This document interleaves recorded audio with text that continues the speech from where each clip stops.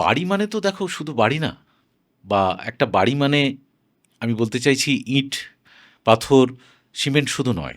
বাড়ি মানে একটা স্বপ্ন, বাসা মানে একটা স্বপ্ন, নিশ্চয়ই। সেখানে একটা আবেগ থাকে। তো আমার মনে হয়েছে এই যে স্বপ্ন পূরণ করা হচ্ছে এবং আবেগের জায়গা থেকে, আর সঙ্গীতেও একটা স্বপ্ন থাকে, একটা আবেগ থাকে।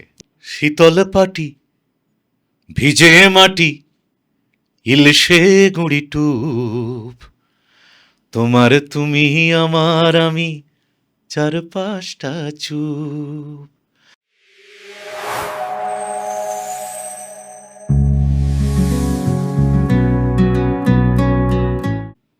নমস্কার, আমি ইপসিতা।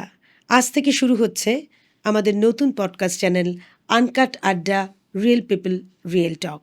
এই আড্ডায় সপ্তাহে একদিন করে আপনাদের কাছে হাজির করব এমন বেশ কিছু অতিথি, যেই অতিথিরা আমাদের সঙ্গে আড্ডা দেবেন এবং সেই আড্ডা থেকে আমরা সকলেই হয়তো কিছু রসদ জোগাড় করতে পারবো। তাদের অভিজ্ঞতার কথা, তাদের স্মৃতিচারণা, তাদের শিক্ষা, তাদের গান বাজনা এবং বিভিন্ন বিষয়ে তারা আলোচনা করবেন। তাদের সেই বিষয়ে আলোচনার মাধ্যমে আপনি হয়তো উপকৃত হতে পারেন, অনুপ্রাণিত হতে পারেন। হয়তো জীবন থেকে মুখ ঘুরিয়ে নিয়েছিলেন এমন কিছু মানুষ আবার জীবনের দিকে ফিরে আসতে পারেন, কিংবা ভালো লাগা তৈরি হতে পারে, আবার নতুন করে শুরু করতে পারেন অনেক কিছু, যেটা হয়তো ভাবছিলেন পারবেন না, সেটাও হয়তো পারতে পারেন। এই রকম কিছু মানুষকে নিয়ে আমরা প্রত্যেক সপ্তাহে আসবো আনকাট আড্ডার এই সিটে। আজকে আমরা পেয়েছি আমাদের অত্যন্ত কাছের বন্ধু শুভাশিস মণ্ডলকে। শুভাশিস দাকে নমস্কার জানাচ্ছি, স্বাগত জানাচ্ছি। আমাদের আনকাট আড্ডার প্রথম দিনের যাত্রা শুরুতে আমরা শুভাশিস দাকে পেয়েছি, আমরা সত্যিই খুব আনন্দিত। তার আগে আমি শুভাশিস দার সম্পর্কে একটু বলি। শুভাশিস দার এমন একজন মানুষ যিনি সঙ্গীত শিল্পী শুধু নন, তিনি গীতিকার, সুরকারও বটে। প্রচুর মঞ্চ করেছেন, গান করেছেন, আজও করেন। এছাড়াও ঠিক বিপরীতমুখী দুটো ব্যবসা সফলতার সঙ্গে সামলান, একটা ফিশারি আর একটা বাড়ি নির্মাণের কাজ, অর্থাৎ প্রপার্টি ডেভেলপার। এই দুটো বিপরীত মেরুর কাজ করতে করতে শুভাশিস দা নিজেকে কিভাবে দেখেন, নিজের অস্তিত্বটাকে কোথায় রাখেন, তার ছোটবেলা, তার জীবনযাপন, সব কিছু থেকে আমাদের কিছু শিক্ষা আসবে কি না, বা আপনার মনের কোনো একটা অন্তঃকরণে কোথাও মিলে যেতে পারে কি না, সেইটাই খুঁজব। তার আগে শুভাশিস দার গান দিয়ে শুরু করব আমাদের যাত্রা। সেটাই খুবই উচিত কাজ হবে বলে মনে হয়, কারণ সঙ্গীত শিল্পী শুভাশিস দাকে আমরা যখন কাছে পেয়েছি আমাদের যাত্রা শুরুর দিনে, সুতরাং গান দিয়ে শুরু করা ছাড়া তো আর কিছু হতেই পারে না। শুভাশিস দা, প্রথমেই একটা গান দিয়ে শুরু করি, তারপর তোমার জীবনের গল্প আমাদেরকে উদ্বুদ্ধ করবে, আমি জানি। নিশ্চয়ই। ইপসিতা, অনেক অনেক অনেক ধন্যবাদ। আর প্রথমত আমি খুব সৌভাগ্যবান যে তোমাদের ব্রডকাস্ট চ্যানেল আনকাট আড্ডা, সেটির প্রথম যাত্রা শুরু করছো আমাকে দিই। তো আমি সত্যিই খুব লাকি আর কি। তো থ্যাংক ইউ। তোমাদেরকে অনেক অনেক শুভকামনা রইল। তোমাদের সফলতার সাথে তোমরা এগিয়ে যাও। কথায় বলে যে স্বপ্ন দেখার সাহস করো, স্বপ্ন ছাড়া মানুষ বাঁচে নাকি, স্বপ্ন ছাড়া কেমন করে গান গাইবে পাখি। বাহ। কাজেই প্রত্যেকটা জার্নির আগে একটা স্বপ্ন থাকেই। তোমাদের এই স্বপ্ন সফলতা হোক, সফলতার দিকে এগিয়ে যাক। অনেক গুণী মানুষ সমৃদ্ধ করে তোমরা আরও যাত্রা শুধু প্রসারিত হোক, এই কামনা করি।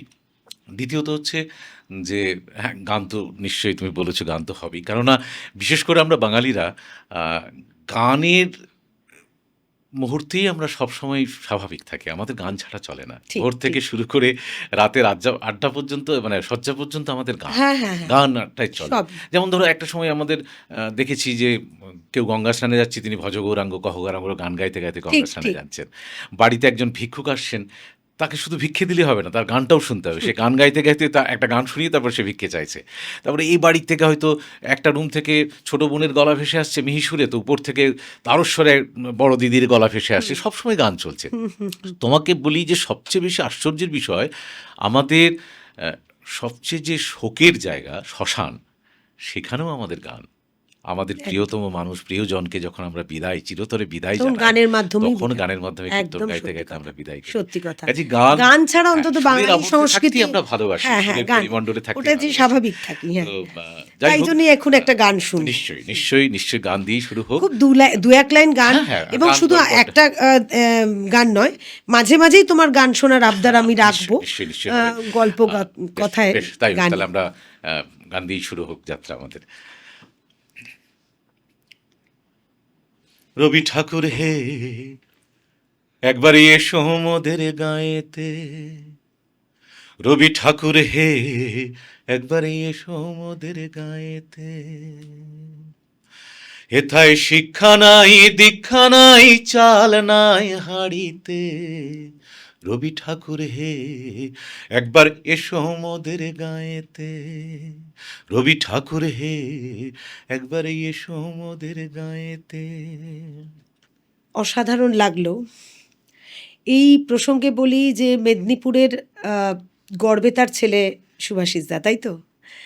গড়বেতার যে প্রকৃতি পরিবেশ, সেইখানে বেড়ে ওঠা, শৈশবটা সেইখানেই। এই গানটার মধ্যে কি তারই কোনো স্মৃতিচারণা দেখতে পেলাম, খুঁজে পেলাম আমরা? দেখো, প্রথমত বলি যে হ্যাঁ, মানে আমি খুব গর্বের সাথেই বলি, আমি কলকাতায় মানে আমার জীবনে বেশ কয়েক হাজার মঞ্চ আমি করেছি, প্রত্যেক মঞ্চে প্রায় গড়বেতার কথা আমি বলি, কারণ আমি কখনোই ভুলে যাই না যে আমি গড়বেতার মানুষ। আজকে শিকড়ের কথা কি শিকড়ের করে টানে, ভুলবো? হ্যাঁ, কলকাতায় আজকে আমি যেটুকু, যাই হোক, বাবা মার আশীর্বাদে, প্রত্যেক মানুষের শুভেচ্ছায় যেটুকু এগিয়েছি পথ, তো গড়বেতা ঘুরে ফিরে আমার জীবনে আসেই। কারণ কি, আহ,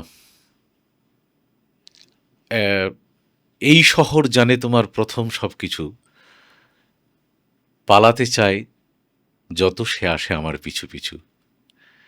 কাজে গড়বেতাকে আমি পালাতে চাইলেও সে পিছু পিছু আমায় টেনে নিয়ে যাবেই যাবে। কেননা প্রথমত হচ্ছে এই যে তুমি বললে গড়বেতার প্রভাব, অবশ্যই প্রকৃতি এবং পরিবেশ তো সঙ্গীতের মধ্যে একটা প্রভাব পড়েই। তো গড়বেতাকে প্রকৃতি অকৃপণ হাতে ঢেলে সাজিয়েছে। তুমি জানো বোধহয় যে আমাদের মানে পশ্চিমবঙ্গ তথা এশিয়ার মধ্যে, বাংলা তথা এশিয়ার মধ্যে গ্র্যান্ড ক্যানিয়ন, আমাদের গনগনি যে খোলা, হ্যাঁ, সেটা একটা অন্যতম বিরাট নৈসর্গিক দৃশ্য। মানে এই নৈসর্গিক দৃশ্য আমরা মানে ফিলিংস কান্ট এক্সপ্রেস, এটা বর্ণনাও করা যায় না আর কি, এটা অনুভব করতে হয়। তো সেই জায়গার থেকে এবং ওখানকার মানুষের সরলতা আমি ছোটবেলাতে দেখেছি। আমি মনেও করি যে গড়বেতা সাংস্কৃতিক একটা পীঠস্থান। তোমার একটা ওই গ্র্যান্ড ক্যানিয়নের উপর একটা গানের আমার না, গান। ওটা ওই গানটা আমার মানে অগ্রজ সেজদা ডক্টর আচ্ছা। দেবাশিস মণ্ডল, উনি লিখেছিলেন। কৃষি বিজ্ঞানী। আমরা খুব ছোটবেলাতেই, এটা ও অনেক দিন আগে তৈরি করেছিল। একটু গেলেই গনগনি ঢাল, পা বাড়ালি নদী, বুকের মাঝে কুলু কুলু মতির শিলাবতী। আমাদের গড়বেতা তো শিলাবতী নদী এবং কাজু জঙ্গল এবং সর্বোপরি সর্বমঙ্গলা মন্দির, এগুলো নিয়ে গড়বেতা খুবই বিখ্যাত। তো সেখানে তার প্রভাব বারে বারে আমাদের জীবন। আর ওই যে নদী, শিলাবতী নদী দেখে আমরা বড় হয়েছি। আমাদের জীবনের সঙ্গে নদী এবং জীবন তো অঙ্গাঙ্গিভাবে জড়িয়ে আছে। মানে যেমন নদীর এপার ভাঙছে ওপার যাচ্ছে, এবং একটা মানুষের জার্নি যদি মানে জন্ম থেকে মৃত্যু পর্যন্ত, এটা যদি একটা তুমি ডেস্টিনেশনে যাওয়া জার্নি ধরো, এপার থেকে ওপার, তুমি দেখবে একজন মাঝি যখন এপার থেকে ওপারে যায়, সে দাঁড় বাইতে শুরু করলো এপার থেকে। এবার দাঁড় বাইতে বাইতে যখন বোঝে যে প্রায় পাড়ে এসে গেছে, দেখবে দাঁড়টাকে তুলে রেখে দেয়, কেননা বাকি গতিটা তাকে ওপারে পৌঁছে Automatic, দেবে। হ্যাঁ। তারপরে যদি সে দাঁড় বাইতে থাকে তাহলে ধাক্কা খাবে, সে কিন্তু ক্যালকুলেশন করে এই গতিটা আমার পৌঁছে যাবে। তো আমিও আমার জীবনের ওই রকম দাঁড় বাইতে বাইতে গড়বেতার থেকে জার্নি শুরু করেছিলাম। তারপর জীবনের তাগিদে, পড়াশোনার সূত্রে আমি কলকাতায় চলে এলাম। দেখা যাক, এবার দাঁড় হয়তো তোলার সময় এক সময় আসবে, যখন ওপারে পৌঁছবো আর কি। যখন আসবে নিশ্চয়ই একটা সময়। কলকাতা অনেক মানে কলকাতা কেন, তুমি সারা পশ্চিমবঙ্গেই অনেক মঞ্চ করেছো। মঞ্চের কথা আমি পরে আসবো নিশ্চয়ই, কিন্তু একটা কথা আমাকে বলো যে তুমি তো সব ধরনের গানই করো, মানে রবীন্দ্রনাথের গান, যেটা আমাদের জীবনের সাথে সত্যি অঙ্গাঙ্গিভাবে জড়িত, অস্বীকার করার কোনো উপায়ও নেই। আর তার সাথে লোকসঙ্গীতের প্রচণ্ড ভক্ত তুমি, তারপরে আধুনিক গান করো, আর তার সর্বোপরি তোমার নিজের অনেক গান আছে। তুমি কোন গানে সবচেয়ে স্বচ্ছন্দ বোধ করো? দেখো, কোনো গানের সাথে কোনো গানের বিরোধ নেই। সংঘাত তো নেই, বীরত্ব নেই, অবশ্যই নেই। আর রবীন্দ্রনাথের প্রসঙ্গে বলতে গেলে, আমরা জীবন থেকে যখন মুখ ফিরিয়ে নিই, রবীন্দ্রনাথের গান আমাদেরকে টেনে হিচড়ে আবার জীবনের মধ্যে নিয়ে একদম। আসে। ঠিক। ভোর থেকে শুরু করে রাতের শয্যা পর্যন্ত আমরা রবীন্দ্রময়। হুম। কেননা তিনি শিক্ষক, তিনি অভিভাবক, তিনি আমাদের স্বপ্ন দেখান, তার ভাষায় আমরা কথা বলি, তার ছন্দে আমরা পথ চলি, তার সুরে গান গাই। তো আমি বলি যে হিউম্যান বিংসের মানে মনুষ্য হৃদয়ের এমন কোনো সংবেদনশীলতা এবং এমন কোনো আবেগ নেই যেটি নিয়ে রবীন্দ্রনাথ গান গান লেখেননি বা গান লেখেননি। গাইতেননি। একদম, সমস্ত একদম। মাধ্যমেই রবীন্দ্রনাথ আছেন। কাজেই তার গানকে তো অস্বীকার করতেই পারি না। আ দ্বিতীয়ত হচ্ছে আমাদের সংস্কৃতির ধারাটা শুরু তো চর্যাপদের আমল থেকে।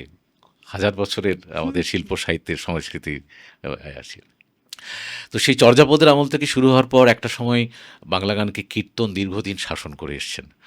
তারপরে যখন রবীন্দ্রনাথের গান নিয়ে এলেন, সে অর্থে রবীন্দ্রনাথ আধুনিক গানেরও প্রবর্তক। রবীন্দ্রসঙ্গীত বলছি বটে নিশ্চয়ই। আমরা। হ্যাঁ, হ্যাঁ, হ্যাঁ। রবীন্দ্রসঙ্গীত বলি কিন্তু আসলে তো আসলে আধুনিক। কিন্তু তুমি আমাকে ব্যক্তিগতভাবে যদি বলো যে আমি আমার জীবনের সাথে অনেক আধুনিকতার সাথেও বা জীবনের সাথে প্রকৃতি এবং পরিবেশকে নিয়ে আমি লোকসঙ্গীতের প্রতি আমার প্রতি একটা দুর্বলতা নিশ্চয়ই আছে।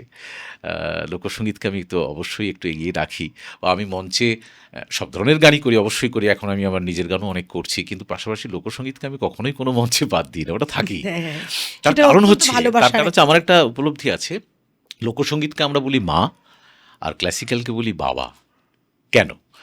তার কারণ হচ্ছে দেখো, একটা মা যেমন সন্তানের জন্ম দেয়, সেরকম যা কিছু সৃষ্টি সেটা কিন্তু লোকসঙ্গীতের ধারা থেকে, প্রকৃতির থেকেই সৃষ্টি। তার মানে সে প্রকৃতি হচ্ছে প্রথম মা। হুম। আমি আমার সন্তানের জন্ম দেওয়ার পর আমি বললাম আমি প্রাউডি ফাদার, আমার স্ত্রী বললেন আমি প্রাউডি মাদার, কিন্তু তারও আগে একজন মা আছেন, তিনি হচ্ছেন প্রকৃতি, nature is the first mother. Naturally. তো সেই জায়গা থেকে লোকসঙ্গীত হচ্ছে মা। আর ক্লাসিক্যালকে কেন বাবা বলছি না, আমি নারী পুরুষের বিভাজনে কখনোই বিশ্বাস করি না। তবুও বলবো তথাকথিতভাবে আমাদের সমাজে পুরুষ শাসিত সমাজ বলেই সবাই বলে, তাতে দেখবে বাবা ছেলে মেয়েদের অ্যাকচুয়াল শাসনটা করে না, এই এখন খেলতে যাবে না, এটা পড়ো। এই যে শাসনটা, এটা কিন্তু ক্লাসিক্যাল করছে। তুমি দরবারি কানাডা বলো, সেখানে কোমল ধায়ের ব্যবহারটা কেমন করে লাগবে, সেই শাসন ক্লাসিক্যাল করছে। তো এই যে সৃষ্টির পরিবেশ প্রকৃতির থেকে মা লোকসঙ্গীত, সেই জন্য আমি লোকসঙ্গীতের প্রতি আমার একটা দুর্বলতা আছে। প্লাস গর্বের তার ছেলে হিসেবে আমার জীবনের প্রথম দিকটাতে মাটির গন্ধ, সারাউন্ডিংস তো প্রচুর গ্রামাঞ্চল আছে এবং আদিবাসী অঞ্চল আছে। তো আমি খুব ছোটবেলায় কেন জানি না একটু যাযাবর টাইপেরই মানুষ ছিলাম, পালিয়ে যেতাম। একটু আসছি বলে হয়তো দুদিন ফেরিনি, এরকম ঘটনাও ঘটেছে। তো সেই পালানোগুলো কিন্তু অদ্ভুত। সেগুলো হয়তো গিয়ে দেখা গেল যে কোনো আদিবাসীর বাড়িতে আছি, বাঁশি বাজাচ্ছি, তাদের সাথে মাদল বাজাচ্ছি, তাদের বিয়ের অনুষ্ঠানে মেতে উঠছি, নাচছি। তো এইগুলোর একটা প্রভাব আমার সবসময় আছেই এবং থাকবেও, এটা আজন্মও থাকবে। আমি এটা খুব গর্ববোধ করি। এবং এই যে জীবনের একটা বৈচিত্র্য, আমি ওদের কাছেও জীবন কাটিয়েছি। এখন আমি অতি অট্টালিকায় থাকি, সৌভাগ্য হয়েছে আমার 25 তলা বিল্ডিংয়ের 15 তলায় থাকতে পেরেছি। কিন্তু তাতেও ওই জীবনগুলোকে আমি ভুলি না বা ভুলবও না, ওটাই আসল জীবন। কিছুই নয়। কাজেই গর্বে তার কথা বলতে গেলে অনেক কথা বলতে হয়, কারণ গর্বে তাকে ভুলবো কী করে। প্রথম আরেকটা কথা বলি যে সুমনদারই একটা গান ছিল যে মুখে মুখে ফেরা মানুষের গানে শুধু তোমাকেই চায়। তো মুখে মুখে ফেরা গান মানে তো লোকসঙ্গীত, আর পৃথিবীর প্রথম গানও লোকসঙ্গীত। কাজে লোকসঙ্গীতকে তো অবশ্যই এগিয়ে রাখবো। আর আমার গর্বে তার কথা যদি বলো, আমার জীবনের সঙ্গীতের যেটুকু আমি সঙ্গীত জানি কখনো বলি না। কেন বলি না জানো? তার কারণ হচ্ছে সঙ্গীতকে সত্যি জানা বলা যায় না। সঙ্গীত তো একটা সমুদ্র, সাগর, জানা হয় না। কারণ সমুদ্রকে আমি ধরতে পারবো না। তাহলে পাড়ে দাঁড়িয়ে দেখতে দেখতে মানে সমুদ্রের শোভা দেখতে দেখতে একদিন দেহত্যাগ করতে হবে, এটুকুই। তো তার বাইরে তো সমুদ্রকে ধরতে, কাজে গান আমি বা সঙ্গীত কখনো জানি আমি পারতপক্ষে বলি না। সঙ্গীতের আবর্তে থাকতে ভালোবাসি, সুরের মধ্যে থাকতে ভালোবাসি, সুর নিয়ে কাজ করতে ভালোবাসি, এইটুকুই। তো সেখানে গর্বে তার পরিবার তো বটেই, আমার পরিবার তো প্রথম একটা ভূমিকা আছে না। আচ্ছা, আমি এবার অন্য একটা প্রসঙ্গ বলি, তোমার একটু কথাটা কাটলাম। তোমার বাবা তো এখনো পড়াশোনার মধ্যেই রয়েছেন, উনি খুব নামী শিক্ষক ছিলেন, খুব আদর্শবান শিক্ষক, গুণী শিক্ষক, এবং খুবই তার এখনো পর্যন্ত লোকে এক কথায় তার নামে, মানে যাই হোক, তার শিক্ষায় বড় হয়ে ওঠা তোমার। কিন্তু তুমি গানের প্রতি এই প্রবলভাবে আকৃষ্ট, মানে গান তোমাকে টানে, এই যে ছোটবেলা থেকে এই মানে অনুভূতিটা তুমি কি নিজে বুঝতে পেরেছে, নাকি বাবা মা তাতে মদত করেছিলেন? না, বাবা মা পরিবার আমার ভাইরা সবার এদের ভূমিকা তো সবসময় একটা অগ্রগণ্য ভূমিকা সবাই নিয়েছে। বাড়ির ছোট হিসেবে প্রত্যেকের একটা প্রশ্রয় আদরও ছিল। আবদারও ছিল। প্রত্যেকেরই প্রশ্রয় ছিল। কিন্তু তার আগে আমার একটা কথা খুবই বলা দরকার। সেটা হচ্ছে গড়বেতার একটি ক্লাবে আমাকে বাবা খেলাধুলার জন্য ভর্তি করেছিলেন। বাবা এই সমস্ত ভীষণ বিশ্বাস করতেন যে পড়াশোনার পাশাপাশি আমাদের বাড়ি সাংঘাতিক পড়াশোনার বাড়ি, মানে হ্যাঁ, ফার্স্ট নিশ্চয়ই, সেকেন্ড হ্যাঁ। ছাড়া কোনো ব্যাপারই ছিল না। হ্যাঁ, হ্যাঁ। হ্যাঁ, তো দাদারাও সব এক একজন দিকপাল সবাই। আহ, সেখানে সেই আবর্তন থেকে বাবা বিশ্বাস করতেন সাংস্কৃতিক চিন্তাভাবনা করা এবং খেলাধুলো করা, এগুলোতে বিশ্বাস করতেন। তো তখন আমাকে আমরা নবীন ক্লাবে খেলাধুলোর জন্য ভর্তি করা হয়। হুম। আমাদের শ্রদ্ধেয় কাকু ছিলেন রাম কাকু, রামপদ নামহাতা মহাশয়। আমি এখনও শ্রদ্ধার সঙ্গে তাকে প্রণামও জানাই এখান থেকে, তোমাদের এই আড্ডার অনুষ্ঠান থেকে।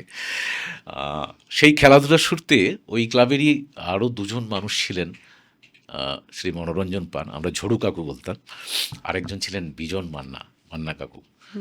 তাঁরা প্রথম জানি না কি বুঝলেন, আমাকে বললেন সুভাষিস গর্বে তো প্রচুর কম্পিটিশন হতো, গান বাজনা আবৃত্তি, বুঝলে ভীষণ মানে এত ক্লাব এত কম্পিটিশন হতো। সংস্কৃতি মানে সম্পন্ন খুব আমি বললাম না সংস্কৃতির পীঠস্থান একটা গর্বেতা। আমরা ছোটবেলায় এগুলো দেখেছি, প্রচুর অসংখ্য ক্লাব প্রতিযোগিতামূলক অনুষ্ঠান করছে বা সাংস্কৃতিক অনুষ্ঠান হচ্ছে, এগুলো দেখে দেখে আমরা বড় হয়েছি। তো তার ফলে ওই ঝড়ু কাকু আমাকে প্রথম, আমার মনে আছে এখনও, সর্বমঙ্গলা মন্দিরের সামনে একটি ক্লাব ছিল মিলন সংঘ বলে, তাঁরা সুকান্ত ভট্টাচার্যের 18 বছর বয়স কবিতাটি আমি প্রথম আবৃত্তি করেন। ঝড়ু কাকুর নেতৃত্বে ওটা তার আমাকে শেখালেন উনি কীভাবে বলতে হবে, আমি বলি। এবং ঘটনাক্রমে আমি প্রথমবার, অবশ্যই প্রথম হয়নি, দ্বিতীয় হয়েছিলাম। সেই মঞ্চে 500 লোক হাততালি দিয়ে উঠলো, ওটা আমার খুব লোভ হলো এই হাততালিটার প্রতি, বুঝলে। হ্যাঁ, এখন বুঝি হাততালি কিছুই না, এখন আমার আত্মিক শান্তার জন্য, শান্তির জন্য। আত্মার তৃপ্তির জন্যে আমাকে এগুলো করতে হবে বা সাংস্কৃতিক একটা তৃপ্তি আমাকে দেয়, সেটার জন্য আমি এগিয়ে যাই। কিন্তু তখন ওই হাততালিটা খুব লোভ হতো, আমি আরও করতে শুরু করলাম। এবং তোমার অবগত করার জন্য বলি যে বেশ কয়েক সময় ফার্স্ট প্রাইজ আছে আবৃত্তিতে, শুধু ওটা দিয়ে আমার সাংস্কৃতিক পরিমণ্ডলে জার্নি স্টার্ট হয়। তারপরে তুমি নাটকও হ্যাঁ, করেছো। তারপরে নাটক করেছি, তারপরে আমি গানে আসি। আচ্ছা। হ্যাঁ, এবং আবৃত্তি আমি মানে এটাতে জেলা বাড়ির স্তর মদত ছাড়িয়ে তুমি পেয়েছো। জেলা স্তর ছাড়িয়ে আমি রাজ্য স্তরেও আমি তখন অংশগ্রহণ ওখান থেকে আর কি। তারপরে তো তুমি যখন এটাতে আমরা রবিন ক্লাবের একটা বিরাট ভূমিকা, আমি তাদের সাধুবাদ জানাই। তারপর যেটি আরেকটি ক্লাব হলো, সেই ক্লাবটাও গড়বেতারি ক্লাব কণ্ঠস্বর। তারা আমাকে মানে বলে না যেমন কৃষ্ণের এক মা জন্ম দিয়েছিলেন আর এক মা মানুষ তাকে করেছে। অন্য, সেরকম আমার ক্লাব সাংস্কৃতিক চিন্তাভাবনাগুলো আমরা নবীন থেকে যদি শুরুটা হয়, কিন্তু লালন পালন তাকে পৃষ্ঠপোষক করে তোলা বা যেটুকু আমি যা হয়েছে বাড়িয়ে তোলা, সেটা কিন্তু আমার কণ্ঠস্বর থেকে অদ্ভুতভাবে আমি এগিয়ে তো শুরু করলাম। কণ্ঠস্বর আমাকে যখন নিলেন, আমি তারপর গান ওখান থেকে শুরু করলাম, নাটক শুরু করেছিলাম এবং আবৃত্তির অসংখ্য পুরস্কার আমি কণ্ঠস্বর থেকে পেয়েছি। কাজে ওই দুটো ক্লাবের প্রতি আমি খুব গর্বিত। আর বাবা মার প্রভাব ছাড়াও, বাবা মার প্রভাব তো সবসময় আছেন, তারা এগিয়ে দিয়েছেন সবসময়ই। আর আরেকটা কথা না বললে খুব অত্যুক্ত, সেটা হচ্ছে আমার মামা বাড়ির একটা খুব প্রভাব আছে আমার মায়ের দিকে। আমার দাদু, মায়ের বাবা, খুব গুণী মানুষ ছিলেন, খেয়াল গাইতেন, বিষ্ণুপুর ঘরানার, বাঁকুড়ার বিষ্ণুপুর ঘরানার। তো সেখান থেকে জানি না রক্তে গানের কিছু এসছে, কি সবাই বলে দাদু নিশ্চয়ই সেখান থেকেই মামারা গাইতেন। কোথাও তো হ্যাঁ, একটা তো আমার পরিবার এবং মামাবাড়ির সকল ভাই বোনেরা, মামাতো ভাই বোনেরা সবাই আমার সঙ্গীত নিয়ে একটা ভূমিকা তাদের সবারই আছে। আচ্ছা। আচ্ছা, তারপরে তুমি কলকাতায় চলে এলে সুরেন্দ্রনাথ কলেজে। কলকাতায়, হ্যাঁ, সুরেন্দ্রনাথ কলকাতায় কলেজে। আসা, এবার সেখানে এসে গান বাজনা আরেকটা আবহ পেলে। কলকাতায় চলে এলাম, মানে কলকাতায় আমাকে মানে বলতে গেলে তাড়িয়ে দেওয়া হলো। মানে কেন বলছি, আমাদের বাড়ি আমি প্রথমেই বলেছি সাংঘাতিক পড়াশুনোর বাড়ি।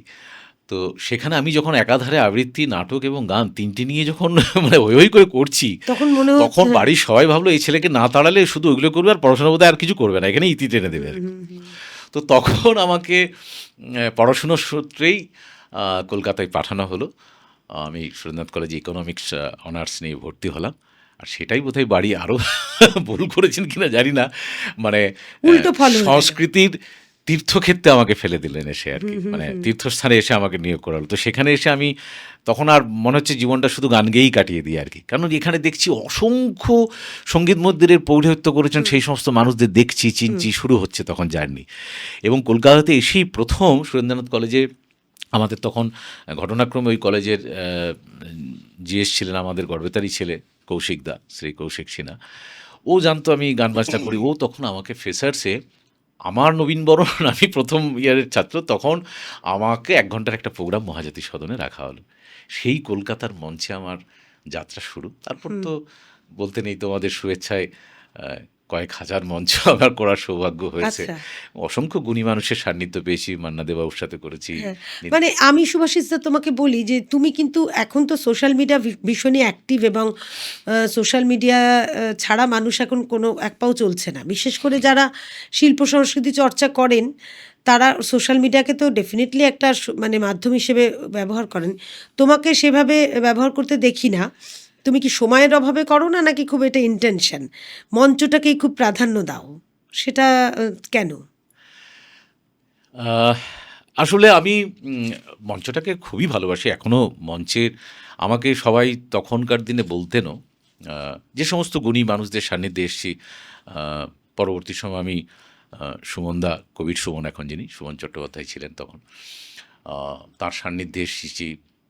আমি ওনার কাছে তালিমও নিয়েছি। জটিল সর্দার কাছে কিছুদিন চর্চা করেছি। তো উনিও বলতেন যে তুই এগিয়ে যা, তোর মতো মঞ্চ উপস্থাপনা খুব কম, মানে উনি ওটা বলতে গেলে আমার বড় প্রাপ্তি আর কি, পাওয়া, সেগুলো বলছি আর কি কথা প্রসঙ্গে। মঞ্চটাই আমার কাছে এখনও আজও প্রথম সারিতে যদি রাখতে বলো, আমি মঞ্চ, আমি কখনো গানকে আমার ক্যাসেট সিডে আমি প্রচুর বন্দি করে রাখতে পারতাম, আমি সেগুলো করিনি। আমি মঞ্চটাকেই ভালোবেসেছি, যার ফলে আজকে ৩৫ অত বছর। মানুষের ভাইবসটাই তোমাকে উদ্বুদ্ধ হ্যাঁ, করে। এবং মানে তোমাকে বললে তুমি মানে খুব অবাক হবে, একসঙ্গে আমি সর্বোচ্চ প্রায় ২৬,০০০-এর অডিয়েন্সকেও আমি সেই মঞ্চে আমার সৌভাগ্য হয়েছে গান গাওয়ার। আচ্ছা। হ্যাঁ, তো সেরকমও করেছি। তো এই মানুষের সামনে গান গাওয়া, একটা সাংস্কৃতিক কথা আছে না যে রাঁধেভু, রাঁধেভু মানে সাংস্কৃতিক আড্ডা, এটা ফরাসি শব্দ। রাঁধেভু। হ্যাঁ, রাঁধেভু ফরাসি শব্দ। তো ওই মঞ্চে আমার ওই সাংস্কৃতিক আড্ডাটা দিতে ভীষণ ভালো লাগে। আর এই যে একটা মঞ্চ থেকে নামার পর বেশ কিছু মানুষের সঙ্গে আলাপ পরিচয় হয়, আমি এইটাকে খুব গুরুত্ব দিই। কারণ দেখো, হ্যাঁ, এক্সচেঞ্জ মানে অফ একদম exchange of ideas and exchange of হ্যাঁ, culture is very much part of the game. যত বেশি তুমি আদান প্রদান করবে, দেখবে মঞ্চ থেকে নামলে বা মঞ্চের সামনে যে মানুষ অসংখ্য শাড়ি বেঁধে মানুষের মাথা দেখা যায়, মুখও দেখা যায় অনেক সময়, সেইটা কিন্তু একটা শিল্পীর ক্ষেত্রে দারুণ মানে ইন্সপিরেশন। অবশ্যই, সেটা ঠিক অবশ্যই, কথাই। একটা অবশ্যই রেকর্ড করেই আমরা যখন সঙ্গীত শিল্পীদের গান শুনি, তখন রেকর্ড করেই সেই গানগুলো গাওয়া হয়, তখন আমরা শুনে উদ্বুদ্ধ হই। কিন্তু সেইখানে গান যখন শিল্পীরা গান, তখন তো গানই, কিন্তু যখন আবার সকলের সামনে গানটা গাওয়া হয়, তার যে এটা একটা এক্সপ্রেশন, আলাদা উন্মাদনা, রিপারকেশন, একটা অন্যরকম। সেইটা সত্যি বলার মতো। হ্যাঁ, এটা একটা যে অন্যরকম গান পাওয়া। নিয়ে তো অনেক কথা হলো সুভাষিসদা।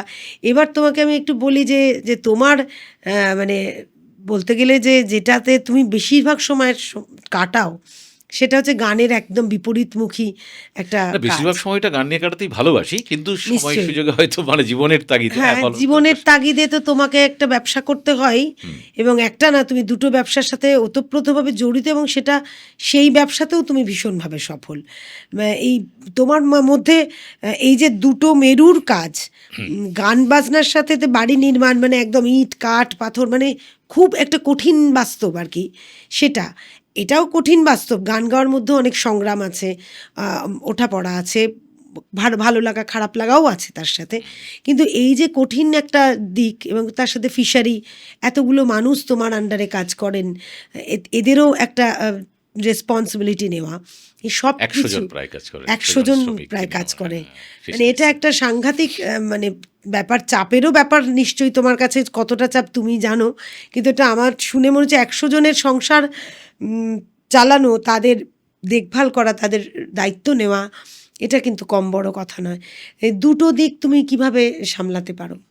মানে তোমার কাছে মানে কখনো তুমি মনে বলতে হয় চাইছো যে ইট কাঠ সিমেন্টের মানে ব্যবসা করে, মানে যেহেতু আমি বাড়ি কলকাতার বাড়ি বুকে বিল্ডিং তৈরি করি, সেটার সাথে মানে সঙ্গীতের কি করে ব্যালেন্স, মানে সংঘাত আছে ব্যালেন্স কিনা। করো কি করে? আচ্ছা, তোমাকে আমি একটা মানে বলি, সেটা হচ্ছে যে আমরা মানুষের, সারা পৃথিবীর মানুষকেও যদি বলি, কার গান ভালোবাসি, পৃথিবীর যে কোনো মানুষের মনুষ্যকুলের, মানে মনুষ্য সম্প্রদায়ের মানুষরা কার গান ভালোবাসি, সবাই ভালোবাসে তার গান। এটা কি? বিভিন্ন দেশে বিভিন্ন সঙ্গীত শিল্পীর গান বিভিন্ন মানুষ নিশ্চয়ই ভালোবাসেন। নিশ্চয়ই। আমরা রবীন্দ্রনাথের গান ভালোবাসি। কিন্তু আমি যেটা বলবো তোমায় সেটা হচ্ছে যে আমরা সমস্ত পৃথিবীর মানুষরা যার গান ভালোবাসি সেটা হচ্ছে পাখি। ও আচ্ছা, পাখির গান আমরা ভালোবাসি। পাখির গান কমন। ভালোবাসে না এরকম মানুষ খুঁজে পাবে না, তুমি কোনো দেশেই পাবে না। হুম, কিন্তু তুমি পাখিকে দেখো, সে বাসা বাঁধানোর জন্য ঠোঁটে করে কাঠি নিয়ে আসছে, ঠোঁটে করে খড়কুটো নিয়ে আসছে, নিয়ে এসে সে বাসা বাঁধাচ্ছে। তো আমার আহ, এই পাখির গান এবং পাখির বাসা বাঁধানোর এই চিন্তাটা যখন আমাকে মানে আমি উপলব্ধি করলাম, দেখলাম যখন এটা আমার রিয়েলাইজেশন এলো, তখন আমি আমার জীবনের সুযোগও কিছু এসেছিল বাড়ি মানে বিল্ডিং তৈরি করার রিয়েল এস্টেটে। তো একটা বাড়ি মানে তো দেখো শুধু বাড়ি না, বা একটা বাড়ি মানে আমি বলতে চাইছি ইট পাথর সিমেন্ট শুধু নয়। হুম, বাড়ি মানে একটা স্বপ্ন, বাসা মানে একটা স্বপ্ন, নিশ্চয়ই। সেখানে একটা আবেগ থাকে। হুম, তো আমার মনে হয়েছে এই যে স্বপ্ন পূরণ করা হচ্ছে এবং আবেগের জায়গা থেকে, আর সঙ্গীতেও একটা স্বপ্ন থাকে, একটা আবেগ থাকে। নিশ্চয়ই, মানে দুটোকে তুমি এক করে দিয়েছো আর কি। তো সেখানে বাহ, আমার কোনো সংঘাত আছে বলে আমার মনে হয় না। নিশ্চয়ই, একদম আর একদম, খুব ভালো দ্বিতীয়ত উত্তর। তোমায় বলি যে দেখো, আজকে এই যে ধরো ফিশারিজে 100 জনের কথা বললাম, আমি কি পারছি সেটা অনেক পরের ব্যাপার। প্রথমত হচ্ছে ফিশারিটা একটা প্রকৃতির বিরাট পার্ট। আমার এই যে 4টে নৌকো আছে, সেখানে আমি মাঝে মাঝে নৌকো নিয়ে গিয়ে উদাত্ত গলায় গান গাইতে গাইতে নৌকো নিয়ে আমি মাঝে মাঝে আমার হ্যাঁ, আমি ফিশারিতে সেটাই পাড়ি দিই। বলছি। 200 বিঘের ভেড়ি, ওটা বিশাল বড়। আচ্ছা, তো সেখানে আমার সবচেয়ে বড় যেটা আমাকে টানে, এবং আমার মানে আমি বাবার কিন্তু ভীষণ শ্রদ্ধা করি, মানে বাবার প্রসঙ্গ বারবার আসছে। আহ, বাবা, আমি চাকরিও করতাম কিন্তু মাঝে 13-14 বছর কর্পোরেট দুনিয়ায় চাকরি করেছি। তখন তোমাকে বলি মানে সেই চাকরি এখন কন্টিনিউ করলে হয়তো আমি প্রায় 3.5-4 লাখ টাকা মাইনের চাকরি এখনও চলতো, কিন্তু আমি গানের জন্য সে চাকরি ছেড়ে দিয়েছি, তারপরে আমি ব্যবসায় আসি। হুম, তো যখন আমি ফিশারিজটা নিলাম, বাবা যখন শুনলেন যে এরকম 100 জন ওখানে কর্মী নিয়ে আমি কাজ করছি, তো বাবা বললেন যে দেখো এটা একটা বিরাট বড় তোমার পাওয়া, তোমাকে এই কাজটার মধ্য দিয়ে 100 জন মানে তাদের পরিবারের যদি 4 জন সদস্য হয় তাহলে 400 জন লোকের তুমি এইটার দ্বারা ঈশ্বর তোমাকে করাচ্ছেন। তিনি তার ভাষাতে বলেছেন, ঈশ্বরের উপর অগাধ আস্থা রেখে বলেছেন। তো এটা আমাকে সত্যি খুব টেনেছিল যে আমি কিছু একটা করতে পারছি, এতগুলো মানুষের এতগুলো পরিবার তো মানুষ চলছে। আপনার মানে তোমার হ্যাঁ, উপর হ্যাঁ, নির্ভর হ্যাঁ। করছে। এটা তার সাথে বিল্ডিং, তুমি বাসার যে কথাটা বলছো সেটাতেও দেখো, একটা বিল্ডিংয়ে কতগুলো সাবজেক্ট, একজন ইট দিচ্ছেন, একজন সিমেন্ট দিচ্ছেন, একজন রড দিচ্ছেন, তারা উপকৃত হচ্ছেন, কতগুলো রাজমিস্ত্রি মানে কাজ করছেন, কতগুলো মানুষ লিঙ্ক, কতগুলো মানে সেগমেন্টের মানে মানুষ। কানেক্টেড। হ্যাঁ, যিনি টাইলস বসাচ্ছেন সেটা একটা, যারা দরজা জানলা বসেছে তারা, যে একটা হ্যাঁ, ইলেকট্রিশিয়ানদের একটা কতগুলো ফ্যামিলি কাজ করছে। হ্যাঁ, সবারই তারপরে কিছু না কিছু ভাবে। কতগুলো সেগমেন্ট হ্যাঁ, দিয়ে একটা বিল্ডিং তৈরি হয়। তো কত মানুষ এখানে, ধরো আমার এক একটা বিল্ডিংয়ে প্রায় 60-70-80 জন ওখানেও কাজ করে। হুম হুম হুম তো হুম। এইটা একটা অনাবিল শান্তি দেয় আমাকে দিনের শেষে, মানে গান যে তৃপ্তিটা দেয়, তারপরে যদি বলো এই দুটো ব্যবসা আমাকে সত্যিই শান্তি দেয়। নিশ্চয়ই, শান্তি না দিলে সেই কাজে সফল হওয়া তো যায় না। আগে তো নিজের এটা কাজটাকে আমরা ভালোবাসি। আমার মানে আমাদের একটা ছবি, নাম শুনেছো তো তুমি নিশ্চয়ই, 61 নম্বর গড়পার হ্যাঁ, লেন। হ্যাঁ, গল্প লেন, গল্প লেন। তা ওই আমি দেখেওছি। হ্যাঁ, দেখেওছো। অবশ্যই। তা ওই ছবিতে যখন আমাদের একজন আর্ট ডিপার্টমেন্ট, সৌমিত্রবাবু ছিলেন, সৌমিত্রবাবু ছিলেন, তা আর্ট ডিরেক্টর যিনি ছিলেন দেবাশিস দেবনাথ ওর নাম, খুব মানে দারুণ শিল্পী একজন। আমরা ওর ওর আর্টেই আর কি কাজটা হয়েছিল। মানে আমাদের 8 ঘর ভাড়াটের গল্প, 8টা ঘর 8 রকম ভাড়াটের ইকোনমিক কন্ডিশন, তাদের মেন্টাল স্ট্যাটাস সব কিছুর উপরে ঘরগুলোকে ইন্টেরিয়ার করতে হবে। তো ওকে দেখেছিলাম যে যখন এক একটা ঘর ও বানাবে মনে করছে, তখন মনে মনে গান গাইছে। গান গাইতে গাইতে বলছে, আমি কী ব্যাপার তুই গান গাইছিস, শুয়ে হয়তো চৌকির ওপর শুয়ে, তখন বানানো হয়নি ঘরটা। তারপরে গাইতে গাইতে গানই আমাকে শক্তি দিচ্ছে। তো এরকম কি তোমার কখনো হয়েছে যে গান গাইতে গাইতে হয়তো ঘরের মধ্যে ইন্টেরিয়ার হচ্ছে, বা সবেমাত্র ভিত গাঁথা হচ্ছে, সেই সময় তুমি গিয়ে কিছু ভাবছো, ভাবতে ভাবতে গানের সুর ভেজেছো কখনো? দেখো, সুর তো ভেতরে সবসময় চলে। মানে আমি তোমাকে একটা কথা বলি, সেটা হচ্ছে সঙ্গীতাচার্য জ্ঞানপ্রকাশ ঘোষ, তার সাথে একটা সাক্ষাৎকারে সাহানা দেবী একবার বলেছিলেন যে সমস্ত সুরের ভেতরে একটা সুর থাকে, সেই সুরটাকে ধরতে জানতে হয়, বুঝতে হয়। তো আমি যেহেতু সুরের ভেতরকার সুরের সন্ধানে একটা লিপ্ত ছিলাম, মানে থাকতে ভালোবাসি, যে সুরের ভেতরকার সুরটাকেও আমি খোঁজার চেষ্টা করি। তো তার ফলে সবসময় একটা অনুরণন ভেতরে চলতেই থাকে, সেটা সর্বমাধ্যমেই চলে। আর যেখান থেকে ওই যে বললেন না কখন প্রথম আবিষ্কার করে ওই সেই অনুরণনটা ছিল বলেই কিন্তু আমার পরিবার, আত্মীয় স্বজন বা যারা তারা ওখান থেকেই মানে গানটা বুঝলো যে এই গান গায় বা গাইতে পারে। হ্যাঁ, হ্যাঁ। হ্যাঁ, তো না তুমি এই কাজেই সর্বমাধ্যমে আমার এই যে ধরো ভোর ৪টের থেকে আমাকে উঠে আমাকে ফিশারিতে যেতে হয় ওখানে, কারণ আমাদের যে এটা হয় হারভেস্টিং যেটা হয় সেটা ৪টে ৪:৩০-র মধ্যে হয়। হুম, হুম। তো সেটা আমাকে খুব ভোরবেলা উঠে যেতে হয়। তারপরে এসে ধরো বিল্ডিংয়ের এতে আমি যাই। কিন্তু ক্লান্তিটা আসে না ওই মানে আমাকে মিউজিক ওই এনার্জিটা দিয়ে দেয়, রিচার্জ করে দেয়, আবার চার্জ আচ্ছা, করে দেয়। ওই আচ্ছা। গুনগুন চলতে থাকে, আমি আবার চার্জড আপ হয়ে আবার দৌড়ই আরকি। আর এমনিতেই মিউজিক তো মানে কি বলবো হ্যাঁ, মিউজিক where তো words fail therapy. music speaks কাজেই হ্যাঁ, একদমই মিউজিক মিউজিক মানুষকে এটা বাঁচতে অন্যরকম, হ্যাঁ, শেখায়। হ্যাঁ, বাঁচতে শেখায় হ্যাঁ, নতুন করে সঙ্গীত। এটা বলার কিছু নেই। আচ্ছা, আমি আরেকটা প্রশ্ন করি তোমাকে, যে এই তোমার বাড়িগুলোর মধ্যে একটা নরমাল বাড়ি, সবই ঠিক আছে। কিন্তু হয়তো সিঁড়িটা বা বাড়ির ভিতরের নকশাটা একটু আলাদা হয়। মানে আমি ১টা ২টো দেখেছি। হুম। সেখানে আমার মনে হলো যে কোথাও যেন একটা একটু আলাদা রকম ফিলিংস আছে। কখনো তোমাকে তোমার কোনো ক্লায়েন্ট কি বলেছে একটু আলাদা ফিল পাচ্ছি বা কিছু? মানে এটা কি হয়? না আমি দেখো আমার যেকোনো কাজের মধ্যে একটা ভেতরে তো একটা সুর চলতে থাকে। সেই অনুভূতিটার থেকে একটা সুরের প্রভাবে কিছুটা শৈল্পিক হয়তো চিন্তাভাবনা করি যে এটাকে এইভাবে করলে একটু যেমন এখন যে বিল্ডিংটা আমি করছি ওটার এলিভেশনটা মানে বাইরের লুকসটাতে পুরো আ সঙ্গীতের নোটেশন দিয়ে একটা ডিজাইন করে করছি। এক্সাক্টলি, এক্সাক্টলি আমি করছি ওইটার আরকি। কথাই বলছি। হ্যাঁ, হ্যাঁ। হ্যাঁ, তুমি ঠিকই ধরেছ। তো লোকজন তো অবশ্যই বলে কারণ আমি আ আমার আ বিল্ডিংয়ের ক্ষেত্রে আমি কোয়ালিটিতে কখনো কম্প্রোমাইজ করি না। কারণ অনেক মানুষের সারা জীবনে হয়তো একটা স্বপ্ন পূরণ জীবনের হচ্ছে যে সঞ্চয় একটা দিয়ে বাসা। সেই কারণ স্বপ্নটা। বাসস্থান তো মানুষের যেমন শিক্ষা, দীক্ষা, কর্ম তার সাথে মানে খাদ্যের যেমন একটা প্রয়োজনীয়তা আছে মানুষের। যেন বাসস্থানটা একটা বড় বাসস্থানের। একটা প্রয়োজনীয়তা জায়গা। মানে তুমিও আক্ষরিক অর্থেই ভালোবাসা। ভালোবাসা বানাচ্ছো, আমিও তাই না? বলছি ভালোবাসা। ভালোবাসা দিয়ে ভালোবাসার হ্যাঁ, চেষ্টা করি আরকি। হ্যাঁ, হ্যাঁ, হ্যাঁ, সেটাই, হ্যাঁ। সেটাই। আমাদের আড্ডাটা বেশ জমে উঠেছে। ১ম দিন তো তাই অনেক কিছুই সামলানো যাচ্ছে না। অনেকটা আপনারা বলতেই পারেন যে খুব একটা স্কিলফুল হচ্ছে না। কারণ সম্পূর্ণ আবেগের কথা, স্মৃতিচারণার কথা, এরকম আপনাদেরও নিশ্চয়ই কলকাতার জীবন অনেকদিন ধরে চলছে। কিন্তু কোথাও শিকড়টা সেই গ্রাম বাংলায়, কোথাও কোনো নিজের গ্রামের বাড়িতে শিকড়টা রয়েছে। কখনো হয়তো আপনাদের সাথেও এটা রিলেট করছে যে আপনার বাড়ির কথা, গ্রামের কথা, ছেলেবেলার কথা মনে পড়ছে। এবং আপনিও হয়তো খুব সফল, কিন্তু সেই শিকড়ের কথাটা, ছোটোবেলার কথাটা আপনাদের মানে আপনারাও ভোলেননি। শুভাশিসদার সাথে নিশ্চয়ই আপনারাও নিজেদের জীবনকে রিলেট করতে পারছেন। অন্তত আমি পাচ্ছি, কারণ আমার গ্রাম বাংলায় বাড়ি নয়, আমার বাবার মুর্শিদাবাদে দিক বাড়ি ছিল। থেকে। তখন আমি ছোটোবেলায় প্রচুরবার মুর্শিদাবাদে যেতাম। শুভাশিসদার কোথায় কোথায় যেন হারিয়ে গেছে আমার ছোটোবেলাতেও।